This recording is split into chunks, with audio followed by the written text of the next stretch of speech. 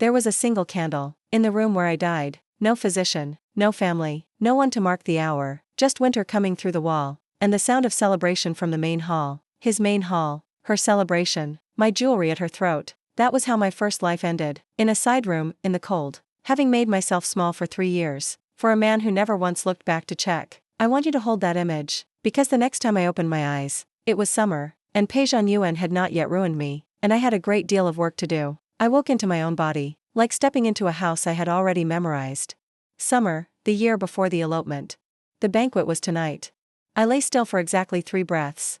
Then I sat up, and began making a list. What I had, my title, my rank, my mother's estates, not yet redirected, my brother's paranoid affection, still manageable, my own hands, uncalloused, young, and very, very awake. What I knew, every mistake I had been about to make, every door I had walked through, because someone said please, every silence I had kept, because someone needed me smaller. I had died with that inventory in my chest. I would not be dying with it again. The court gossip reached me before I finished dressing. A border diplomat, one of 3 that month, all of them measuring us for alliance, had mentioned, in the kind of conversation men have when they forget women are listening, that the Crown Prince of Beiyuan was known for 2 things: a precise memory for strategic maps, and an unusual interest in Jingqing poetry. I registered this. I did not react. But I filed it somewhere careful.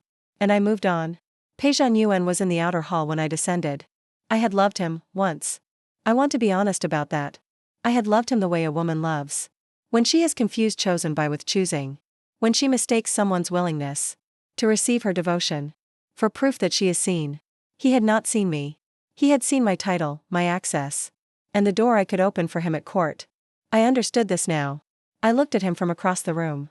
His careful posture, his practiced modesty, and I felt nothing I had not already catalogued. Then I looked away, and he did not notice. And that was the first small victory of my second life. My brother summoned me to the throne room. Before the evening banquet, the court was arranged in its usual formation. Ministers on the left, imperial family on the right. Everyone performing the particular expression of attentive loyalty that meant, I am watching to see how this lands, before I decide how I feel. My brother cleared his throat. He announced, with a kind of careful phrasing, that means a decision has already been made, that the Jinghe princess would be offered, in betrothal alliance, to the crown prince of the kingdom of Beiyuan. The court held its breath. They were waiting for grief, resistance, the particular performance of a princess who had not been consulted. I smiled. I said yes before he finished the sentence. The silence that followed was a different kind entirely. My brother blinked. I held his gaze, still smiling, and let him try to find the problem. There wasn't one. I had chosen my exit. It was a door I had picked myself. He arrived quietly, for a crown prince. No excessive retinue. No performance of foreign splendor. Shen Liangyi of Beiyuan walked into the banquet hall, the way a man walks into a room. He has already mentally mapped, noting the exits, the sight lines, and the position of every person who matters, before he committed to an expression. When my brother announced the formal betrothal, the court turned to watch my face. He did not. He watched my face for an entirely different reason. When I said yes, he exhaled. Barely, barely. And then he looked at me. The way a man looks at a calculation that has finally, after long patience, resolved. I noticed. I filed it away. The betrothal ceremony required a formal literary exchange. This is the part where I tested him. I chose a reference so deliberately obscure that 3 of the ministers later admitted. They had simply nodded and hoped. No one asked them to explain it. He answered correctly. But more than that, he chose, in his response, the single line in my verse that the entire court had missed. The line that was not decorative. The line that was the point. I looked up. He was already looking at his tea, with the absolute composure of a man, pretending he had not just told me something. I understood, in that moment, that he had been paying attention, long before this afternoon. I said nothing. I looked back at my own hands. But something shifted. The smallest recalibration. And I added him to a different column. In my accounting, Wei Sui was present at the banquet. She moved through the room in her customary manner. Careful steps, a slight lean suggesting fragility. Eyes that were soft and watchful. And nothing like each other. I had hated her, in my first life. I had wept over her, in my first life. I had spent 3 years watching her take everything I brought into that household. and redistribute it as proof of her own virtue. She was wearing my hairpin. The one I had given to the household gift pool. In a moment of generosity that, in the first life, I had believed would purchase goodwill. She wore it at the crown of her elaborate arrangement. Turned just so. Visible to anyone who knew what it was. My expression did not change. I reached for my tea. She would keep the hairpin a little longer. She would not keep it forever. Late that night, after the banquet, when the maids thought I was sleeping, I lit my own lamp and took out a sheet of paper. I began writing in Bayuan court script. I had been studying for 3 months. No one had asked why. No one thought to ask why. That was the particular gift of being the scattered princess. Charming, whimsical, perpetually interested in flowers. The Empress Dowager had sighed about me 17 times in open court. I had counted. I wrote until the lamp burned low. And then I set the paper aside and looked at what I had drafted. The first clause of a treaty addendum. In their language. Correct to the regional inflection. I thought, they will not see this coming. I thought, good. The Empress Dowager held her garden gathering. On the 14th day after the betrothal announcement, I arrived in pale green silk, hair half pinned. A single jade ornament. 3 minutes late. And carrying a small sprig of late-season plum blossom that I had apparently stopped to admire on the path. She watched me settle onto my cushion with the expression of a woman who has run out of patience but still has manners. The gathering proceeded. Tea, music. The kind of conversation that is actually assessment. And then, because it was always going to happen, she said it. The Jingha princess, she said, might benefit from a period of focused preparation before her new responsibilities begin. Her current habits suggest a mind that is not yet settled. The court ladies nodded in careful increments. The silence after was the kind that is supposed to feel like agreement. I was looking at a plum blossom. I appeared to be composing a poem about it in my head. Then, from across the garden, Shen Liangyi remarked, pleasantly, and apparently to no one in particular, that Jingha princess had correctly identified the water table discrepancy in his delegation's proposed treaty maps. A thing 3 of his own ministers had missed entirely. He does not defend her directly. He simply drops a fact. The Empress Dowager has no response. Rongyi does not thank him. She also does not forget. My maid found me that evening with news I had been waiting for. Wei Suyi was circulating reports. Erratic temperament. The same words, the same channel. The same playbook she had used in the first life. To lay the groundwork with the Empress Dowager. In the first life, those reports had reached the court 6 months before my illness. By the time I was sick, the narrative was already complete. The unstable princess. The devoted main wife. The general who had done what he could. I had understood this only in retrospect. Retrospect is a brutal tutor. I told my maid not to close the channel. She understood immediately. We would not shut off Wei Suyi's pipeline to the Empress Dowager. We would simply begin feeding it carefully chosen information. Slightly wrong. Consistently wrong. Wrong in directions that would be useful. Wei Suyi believed she was still gathering intelligence. She was correct. She had simply not checked whose. The maid also told me the letters had been confirmed. One woman, from the first life, had escaped the household. She had taken 3 things with her when she left.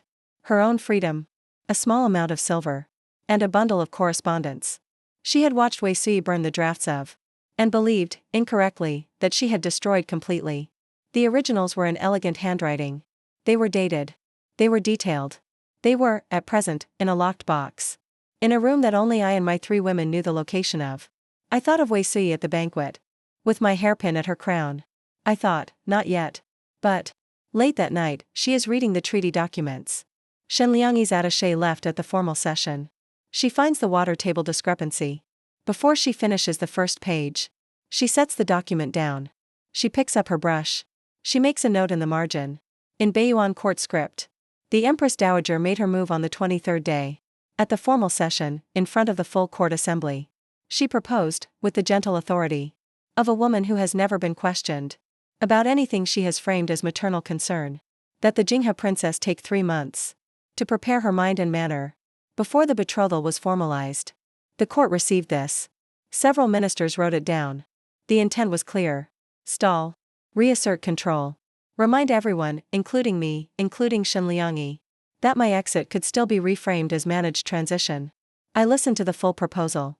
I arranged my expression into something thoughtful and slightly confused, as if I were still working out the word manner. Then, at the next formal session, I submitted the treaty addendum. Through Shenliangyi's attaché. It was read aloud. 12 clauses.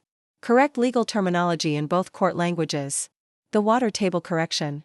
The border demarcation amendment. And 3 provisions that the original draft had left structurally ambiguous. When the reading ended, the chamber was quiet. In a way that had nothing to do with protocol. The Empress Dowager's 3-month proposal was not formally withdrawn. It simply had no ground to stand on anymore. I was already a named contributor to an international document. This was irreversible. I had filed it in triplicate. Before anyone noticed it had been filed. The treaty language review session happened 2 days later. Closed room, a small table. Shenliangyi and 2 of his ministers and me. I used a Beiyuan idiom in the 3rd hour of discussion. He paused. Not long, a breath. But I had been watching for it. It was the first time I let him see that I had been prepared before he arrived. Before this room. Before the betrothal. Before the announcement. He said nothing. I said nothing. But when he set down his brush, he looked at me. Not the document, not the ministers.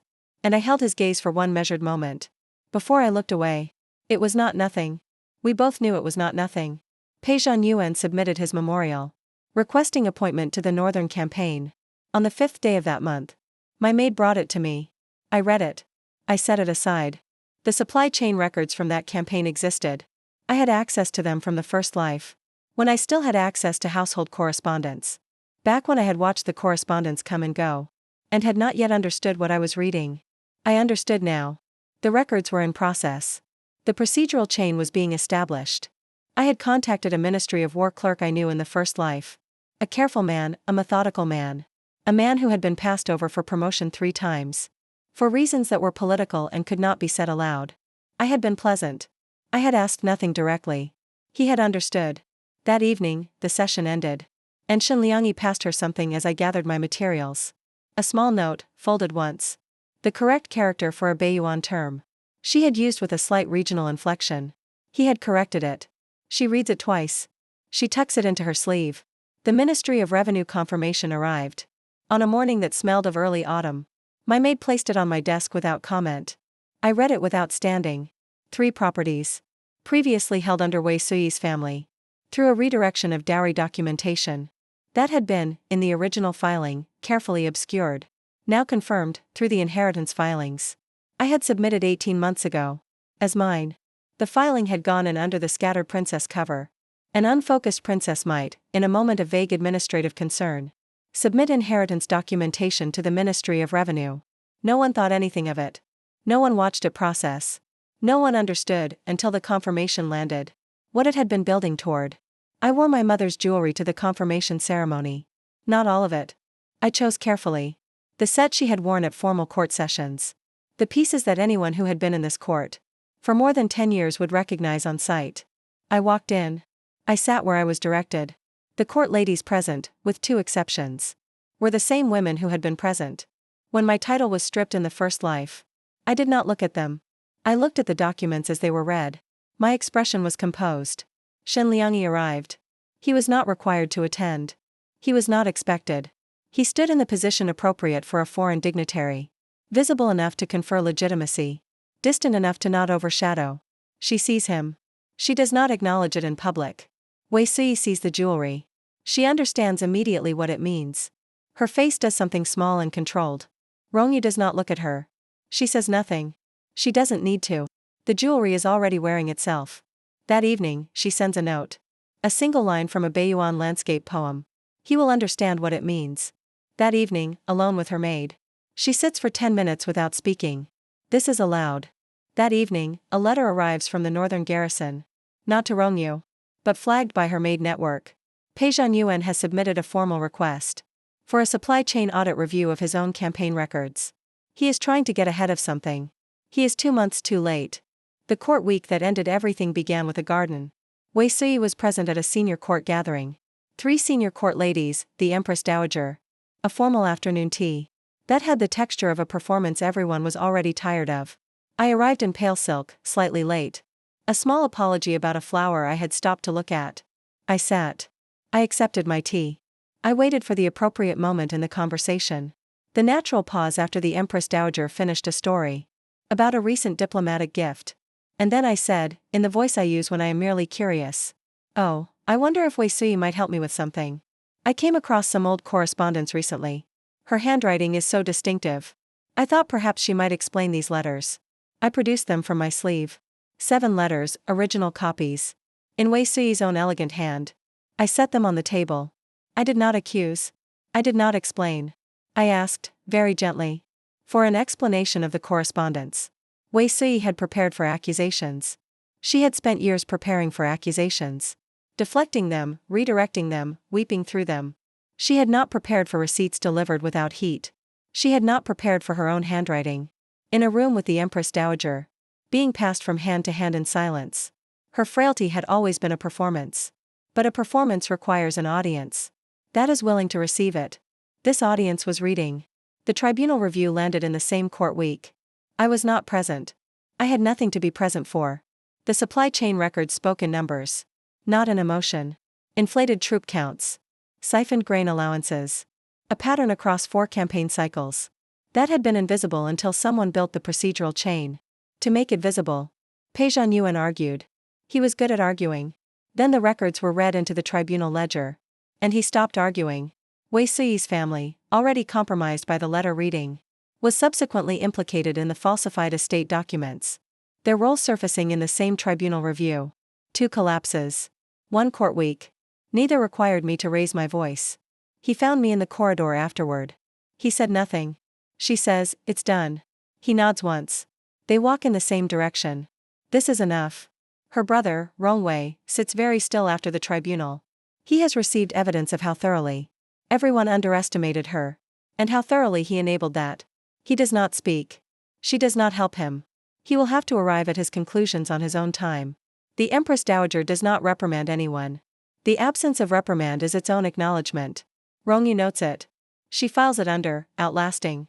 She returns to her rooms. She sleeps for 11 hours. Which is the most honest thing she has done in 2 lifetimes. There was nothing left to execute. This was the unfamiliar part. I had been in motion for so long. Cataloging, positioning, timing, waiting. That the absence of the next move felt like a room I had not furnished. I did not know what to do with stillness. I went to the river. He found me there at dusk. He did not announce himself. He did not ask permission.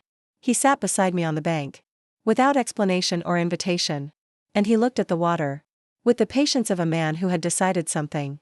And was not in a hurry about it. I let him. After a long time, I spoke. I told him that I was not angry about the love. That was the thing people expected. That the wound was the abandonment. The demotion. The cold room. The single candle.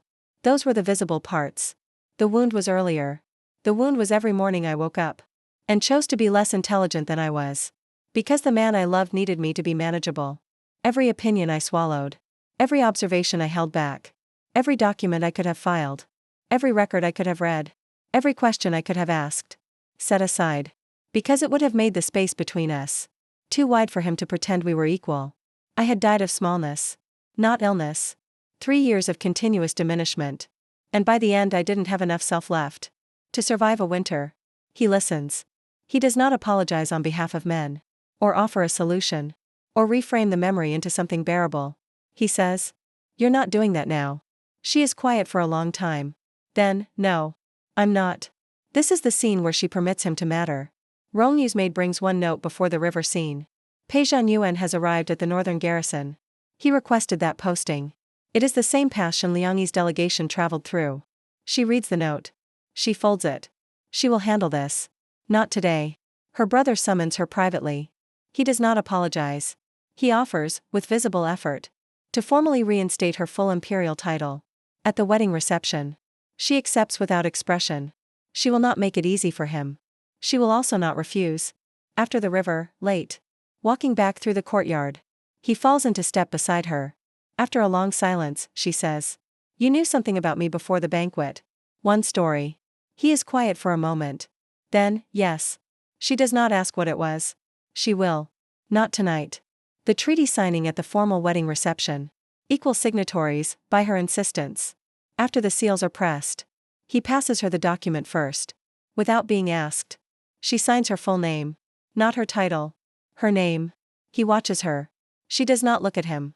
But when she sets down the brush, her hand finds his under the table. One brief, still point of contact. And she does not move it away. Rongyu, you did not win by becoming someone else.